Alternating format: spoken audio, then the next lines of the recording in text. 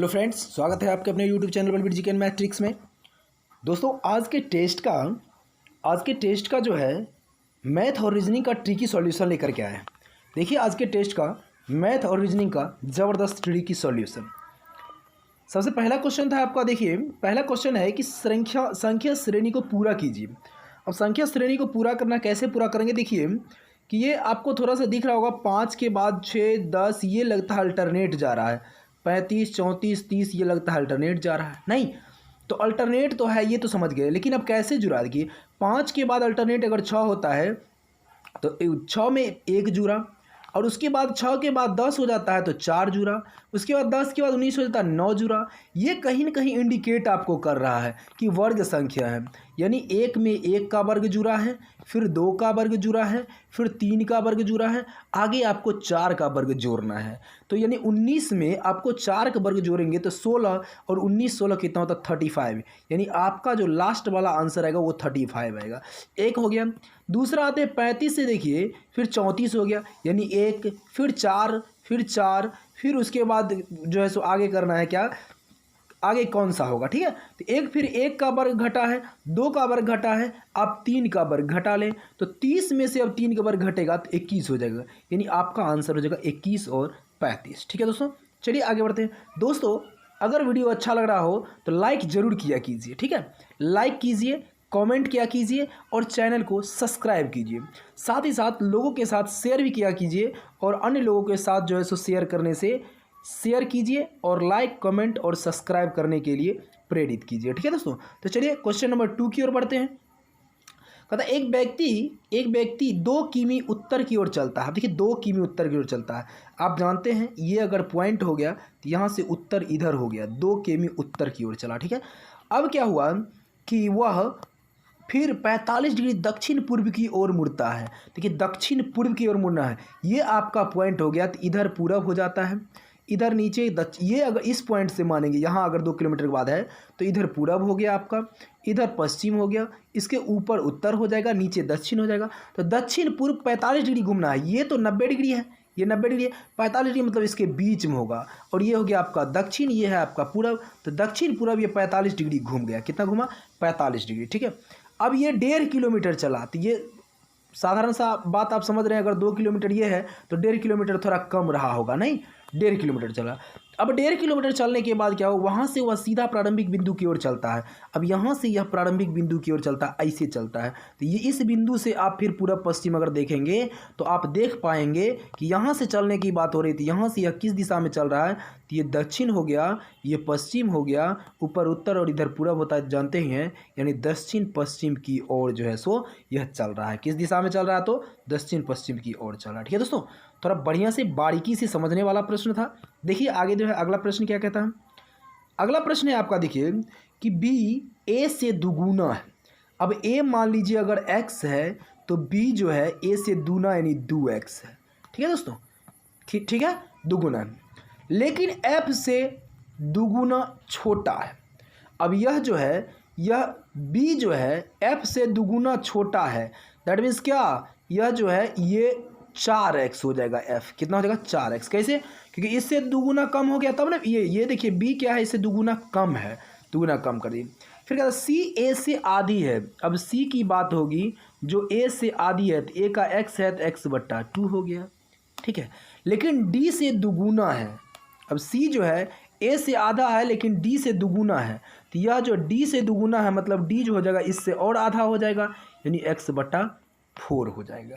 अब कहता है इसमें सबसे बड़ा और सबसे छोटा कौन। तो दोस्तों सबसे बड़ा तो यही हो जाएगा 4x वाला, सबसे ज़्यादा 4 गुना है, और सबसे छोटा तो यही होगा जो चौथाई है, अर्थात आपका आंसर f और d हो जाएगा। सबसे बड़ा f और सबसे छोटा d हो जाएगा। ठीक है दोस्तों, चलिए आगे बढ़ते हैं अगले प्रश्न की ओर।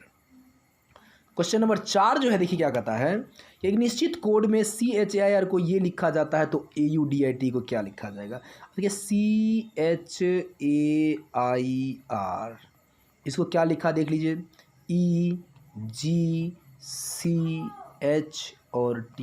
अब पकड़िए, यहाँ क्या है कि देखिए 2 बढ़ गया, यानी एक छोड़ करके यहाँ क्या हो गया, 1 बढ़ गया। ठीक है, 1 बढ़ के आ गया, यानी 1 छोड़ करके यानी कि बढ़ा है। और यहाँ क्या क्या देखिए, h से 1 माइनस हो गया, यहाँ एक प्लस, यहाँ एक माइनस, फिर यहाँ देखिए एक प्लस हो गया और यहाँ फिर देखिए क्या हो गया, यहाँ एक माइनस हो गया। यानी एक प्लस एक माइनस होता हुआ जा रहा है, ठीक है। लेकिन आगे क्या हो रहा है देखिए, यहाँ पर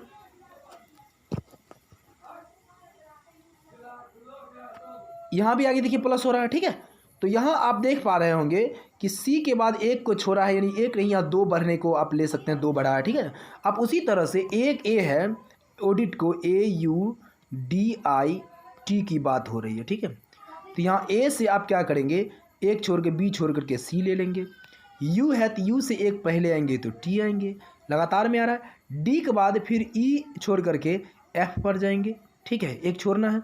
फिर आगे इसी तरह से आप पकड़ लेंगे कि सी टी एफ वाला कोई ऑप्शन नहीं, एक ही ऑप्शन है, आप ऐसे ही पकड़ सकते हैं, ठीक है। चलिए आगे बढ़ते हैं, अगला क्वेश्चन, ये क्वेश्चन नंबर 5 जो है, क्वेश्चन नंबर 5 कहता देखिए 28, 74 और 56, तो आगे क्या होगा। ये जो प्रश्न है देखिए, ये 7 और 4 को मल्टीप्लाई करके ये लिखा गया, 7 चौके 28, 7 गुने 4 बराबर 28 होता है। तो आप 56 कैसे लाएंगे, किसको किसको गुना करेंगे, तो इसमें देखिए 5 × 5, 9 × 54, 8 × 4 32, तो एक ही ऑप्शन है जिसको 7 और 8 को गुना करेंगे तो 7 या 8 56 आ जाएगा, ये आपका आंसर हो जाएगा, ठीक है, यानी 76 वाला हो जाएगा। आगे बढ़ते हैं, अगला क्वेश्चन क्या कहता है देखिए, क्वेश्चन नंबर जो 6 है, राधा को याद है कि उसके पिता का जन्मदिन 16 तारीख के बाद और 21 तारीख के बीच। राधा को याद है कि 16 से 21 के बीच है, लेकिन उसके भाई महेश को याद है कि उसके पिता का जन्मदिन 22 से पहले, यानी 22 से पहले लेकिन 19 के बाद है, 19 के बाद है। तो इसमें देखिए क्या क्या आता है, 19 के 22 के बीच में आता है 20, 21, 2 आता है। अब इस 16 और 20 के बीच में क्या क्या आता है देखिए, तो 17, 18, 19 और 20। इन दोनों के बीच में क्या कॉमन है, एक ही चीज़ कॉमन है, 20 तारीख इसमें भी कॉमन है, 20 तारीख इसमें भी आता है, यानी आपका आंसर क्या हो जाएगा, 20 तारीख को उसका जन्मदिन होगा, ठीक है।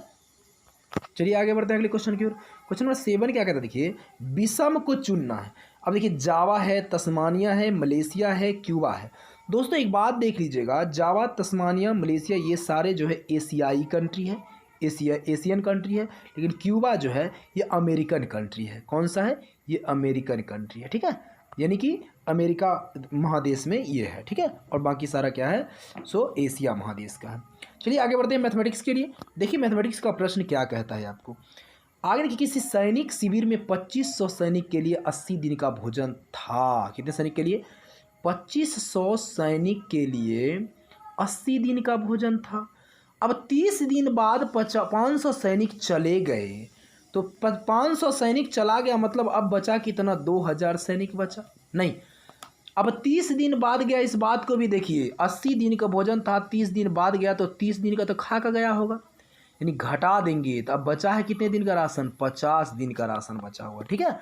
ये आए चाहे जाए, लेकिन खाना तो खा के ही न जाएगा, ठीक है। 30 दिन के बाद बढ़े या घटे, लेकिन उतना दिन तो खाया, तो 30 दिन खा लिया, यानी 50 दिन का भोजन है। 2500 सैनिकों के लिए 50 दिन का भोजन है, तो 2000 सैनिकों के लिए कितना दिन चलेगा, यही बात में कहता है, यही प्रश्न है। तो आप इसको आसानी से हल कर सकते हैं, ये लिख लेंगे 2500 गुने ये 50 दिन का भोजन, अब बराबर 2000 गुने x दिन का भोजन, ठीक है दोस्तों। अब काट लीजिए, 1 2 3 0 1 2 और 3 0, 25 5 125/2 हो जाएगा, यानी 125/2 का मतलब होता है 62.5, कितना होता है, 62.5। आपको यही 62.5 ही आंसर मिलेगा PDF में, ठीक है दोस्तों। ये मिस प्रिंट हो गया, लेकिन ये जो है सो आपको 62.5 ही मिलेगा PDF में, ठीक है ना। PDF भी आपको उपलब्ध कराया जाता है, उसको भी देखा कीजिए। चलिए आगे बढ़ते, 62.5 हो जाएगा। अगला क्वेश्चन क्या कहता है जरा देखते हैं। क्वेश्चन नंबर आपका जो है 9 है, 45 में रुपये 45 में 50 आम बेचने पर एक फल विक्रेता को 10% हानि होती है। 45 रुपये में 50 आम बेचता है, तो एक आम का कीमत कितना हुआ दोस्तों बताइए तो, यानी 50 आम को बेचता है, यानी 45 रुपये में, तो 45/50 हो जाएगा। 50 आम है, 45 रुपया है, इसे भाग दीजिएगा तो 90 पैसे आ जाएगा, कितना आ जाएगा, 90 पैसा आ जाएगा।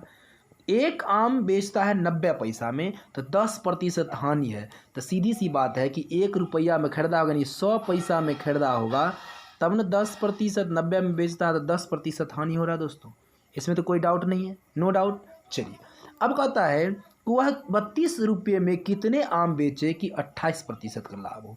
अब 100 रुपया में खरीदता है, 100 पैसा में खरीदता है, 28% लाभ चाहिए तो 128 पैसा हो जाएगा। 128 पैसा होगा कि नहीं होगा, सो बताइए आप ही। 128 पैसा हो जाएगा। अब 128 पैसा लाभ के लिए 32 रुपये में कितने आम बेचे, तो आप 32 में भाग दे दीजिए 128 से। ये 32 रुपया है, पैसा हम बदल दीजिएगा, इसको काटिएगा। 128 से जब 32 में भाग दीजिएगा तो कितना बार में हो जाएगा, 25 बार में हो जाएगा, ये कट जाएगा। ठीक है, यानी 25 आम, 32 रुपये में 25 आम अगर बेचेगा तो इसको जो है 28% का लाभ हो जाएगा। ठीक है दोस्तों, चलिए आगे बढ़ते हैं अगले क्वेश्चन की ओर। अगला क्वेश्चन आपका क्या कहता है, क्वेश्चन नंबर 10 देखिए कि 20 लीटर मिश्रण में 60% एल्कोहल है। अब सीधी सी बात है कि 20 लीटर मिश्रण में 60% एल्कोहल है, मतलब क्या हो गया, अब 6 दूनी 12, 12 लीटर एल्कोहल होगा। ठीक है, अब 12 लीटर क्या होगा, एल्कोहल, और 8 लीटर हो जाएगा सो पानी होगा, नहीं 8 लीटर वाटर होगा। ठीक है, अब यहाँ से देखिए कि कहता पानी और मिलाया जाए कि कितना लीटर पानी और मिलाया जाए कि रेशियो इसका 30% का हो जाए। दैट मीन्स 30% एल्कोहल बचे। यह 12 मतलब 12 लीटर एल्कोहल का मतलब 30% होना चाहिए, बस पानी बढ़ाना है। तो 30% का जो आपका वैल्यू हो गया वह कितना हो गया, 12 लीटर हो गया। तो 1% का जो वैल्यू हो जाएगा वह हो जाएगा 12/30, इसलिए 100% 30, इसलिए 100% की अगर हम बात करेंगे तो 12/30 गुने हो जाएगा 100। आप 1 0 1 0 काट लीजिए, 3 चौक 12, 4 है 40, यानी 40 लीटर टोटल मात्रा होनी चाहिए। तो 40 लीटर में तो आपको पता है कि 12 8 20 लीटर तो पहले से है इसमें, तो 20 लीटर और अगर पानी मिला दीजिएगा तो वो हो जाएगा कितना, 40 लीटर हो जाएगा। ठीक है दोस्तों, बहुत ही आसान था। ठीक है, यानी 12 लीटर तो पहले से अल्कोहल है ही, और 8 लीटर पानी इसमें है ही। अगर 20 लीटर और मिला दिया जाए तो 28 लीटर हो जाएगा, और यह 28 लीटर जो होगा इसका 70% हो जाएगा। ठीक है दोस्तों, 70% हो जाएगा और 30% वह रह जाएगा एल्कोहल। आगे बढ़ता है अगले प्रश्न की ओर। अगला प्रश्न क्या कहता है, देखिए अगला प्रश्न आपका क्या कहता है।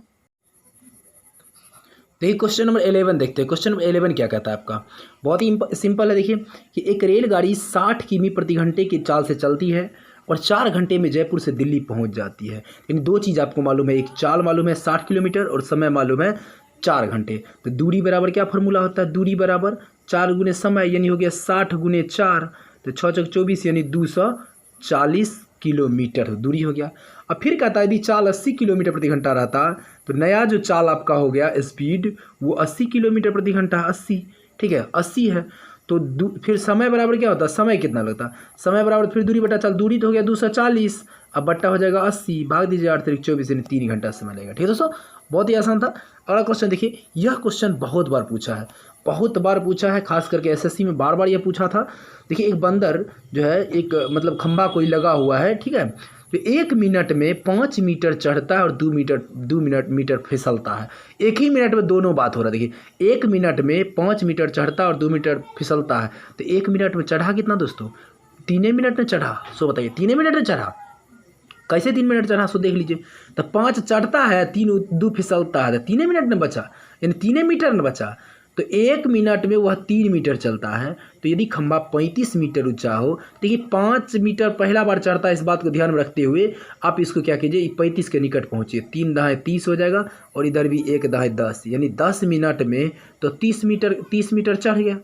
नहीं, अब 5 मीटर और बचा हुआ है, तो अगला बारी इसी का होगा, चढ़ने वाला का ही ना।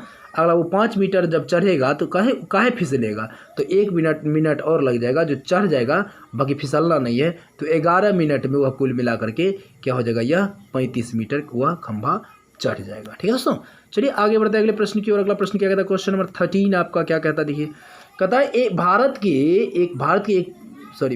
के एक प्रश्न में, यानी एक प्रश्न है भाज्य का एक प्रश्न है, यानी भाग का एक प्रश्न है, जिसमें भाजक भागफल का 12 गुना और शेषफल का 5 गुना, यदि शेष 48 हो तो भाज्य कितना हो।